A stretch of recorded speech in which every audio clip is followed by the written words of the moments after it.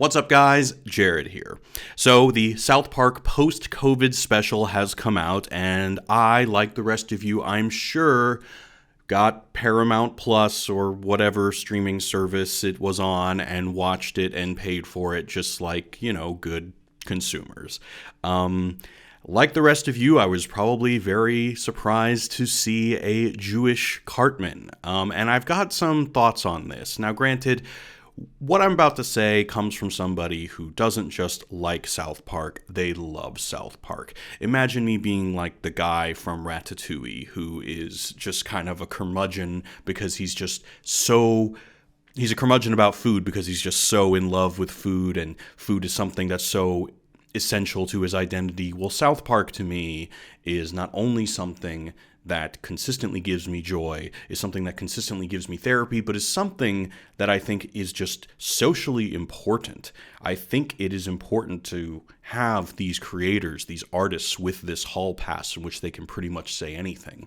And what I'm going to talk about today is a little bit of how I think that's a bit complicated these days. Not that Matt and Trey all of a sudden care. I don't think they care. That's always been their superpower, is that they don't need friends in Hollywood, so they don't have to kiss anyone's ass, because they are the only hit that Comedy Central has ever had other than The Daily Show.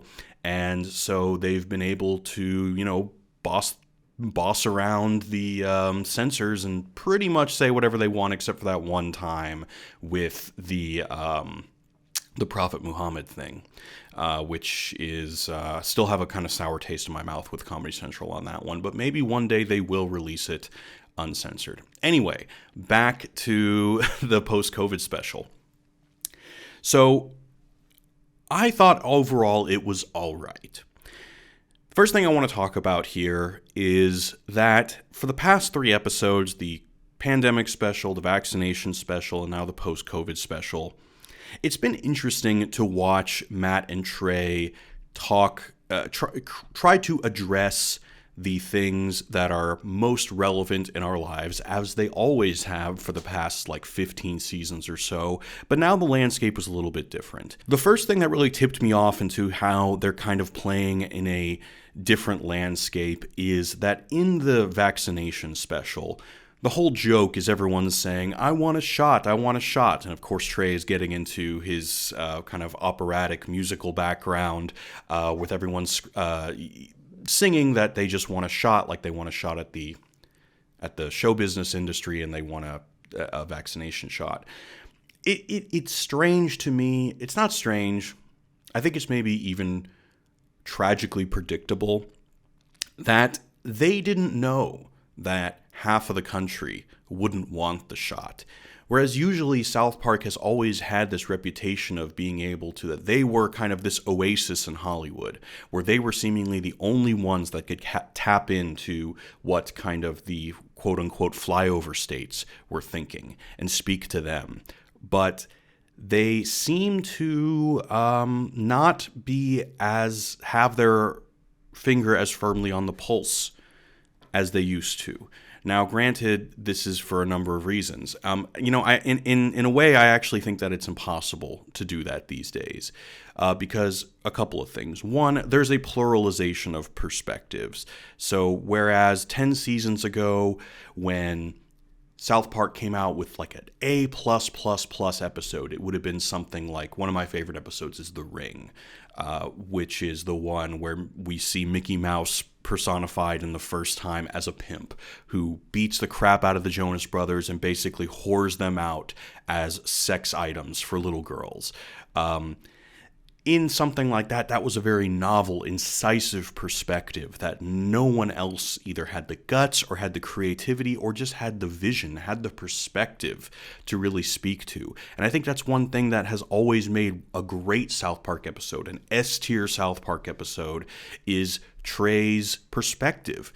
That's what separates it from something like Rick and Morty, whereas Rick and Morty is very joke-dense, it's very smart with its various sci-fi stuff. It never has the perspective that South Park does. But these days, with like this platform that I'm speaking on right now, it's very hard to have a novel perspective. Secondly, it's very hard these days to say something that is radically outside of public opinion without being thrown into a camp or being said that you're alt-right or you're part of the woke left or something like that. And you can see that in this episode, even some of when they do kind of brush up against hot topic issues, like, for example, depending on what country you are watching this may or may not be a hot topic issue, but in America, there's still a lot of divisiveness around vaccinations. And they did address this with Clyde saying that he, was allergic to shellfish, and so therefore he has shellfishness, which of course the joke is he's too selfish to get vaccinated. Now, this is fine. This is a sentiment that I agree with. I guess the issue is that it feels a little bit soft for South Park. Not only that, but it goes against a posture that they took as soon as 2 seasons ago, when Cartman would lather himself up in butter in order to not get vaccinated from the doctor, and how he was afraid that he would become artistic. At the end of that episode, Mrs. Cartman takes the jab from him, or takes the jab for him. At the end, Mrs. Cartman says, "This is not right. This vaccinating my child will only be done on my terms." And then now South Park is, granted the perspective is different. And again, I've already said that this is a perspective that I mostly agree with. But it is interesting to see how even this show, the show that I worship because it seems immune to any social pressure, because Matt and Trey seem completely immune to the social ostracization, the isolation that comes with going against public opinion. Even they can't really speak to any particular polar point of view or they just don't want to do it. And I don't know, maybe they just don't have those opinions. I'm not accusing them of being inauthentic. I think they are being authentic. But then again, like Stan and Kyle in this episode, they are kind of old, weathered men. And they're not old. They're not that old. They're still pretty young. But my point is that it's impossible these days to really have the same kind of incisive, critical perspective that makes for the best South Park episodes, in my opinion. Okay, so let's talk about some of the other things in the episode. First of all, Jimmy Valmer as basically a Jimmy Kimmel or David Letterman kind of personality. Of course, the joke here being that in the future, there is no more laughter. There is only clapter. Jimmy is making jokes about minorities that are discriminated against and really just affirming their identities and affirming their dignity. And people are not only laughing, but just guffawing. And of course, that's kind of more of a sentiment of somebody basically virtue signaling. And again, I appreciate this sentiment. I think it's funny to point that out. But ultimately, again, this is not something that is a truly unique perspective, like some things like Eat, Pray, Queef, or the F word, or some of the Go, God, Go, some of those classic South Park episodes that really presented a perspective that was not really given a voice now. But how can you do that today when literally every camp has their own voice, where on YouTube literally every fringe opinion, every perspective, there's even people like me who are basically, brought up with South Park, and our perspectives are largely influenced by the way Matt and Trey think. So how can they even compete with people like us who are trained to think like them? Anyway, another thing is Wendy. She's married. A lot of the things also, and this is, again, this is like 24 seasons now, so it's understandable that they kind of repeat themselves. But Wendy is kind of just married to another Gregory. So I didn't really think that was very original. Similarly, there was a very clever thing that the episode did where they were constantly referring to Blade Runner. There was the geisha that is constantly on the sides of buildings in not only the original Blade Runner, but also in Blade Runner 2049. And obviously, it's meant to give us this veneer of a dystopia. And then, of course, there's Stan's wife, Alexa. Now, this is funny not only because it's basically the same thing from Blade Runner 2049. It comments on our just general sense of alienation, our general sense of loneliness in the future, our increased sense of alienation because of the pandemic and our inability to really be in close contact and be intimate with people. But also it's because, Trey is a stand-in for Stan and Matt is a stand-in for Kyle, and Trey has had a number of failed marriages, so it's funny that he has a Alexa as a wife, and even that wife is constantly nagging him. But again, even then, I really think that it doesn't really offer much more insight beyond just what is already presented in Blade Runner 2049, which is fine because that's a brilliant movie and Blade Runner is a brilliant movie. But again, in the top tier South Park episodes, which as a diehard South Park fan I will always be comparing everything to, there's usually some sort of something new, something exceptional. I also want to talk about just the general exercise of aging the characters, of showing what these people are like when they're grown up. I think that this is a very strong decision to make. And in a sense, I wish they didn't do it. I mean, don't get me wrong. It's great fan service, and I got as much joy as anyone seeing, oh, okay, this is this character grown up. Oh, look how Craig looks exactly like his dad does, and Tweak looks like his dad, and Randy, he's the same old Randy even though he's old, and Mr. Mackey and Garrison is still a crotchety asshole. But you give up something so powerful, I think. Some things are left better as images in our mind for us to extrapolate. Some questions rattle around in your audience's brain so much that you can never really give it an answer that is going to fulfill them.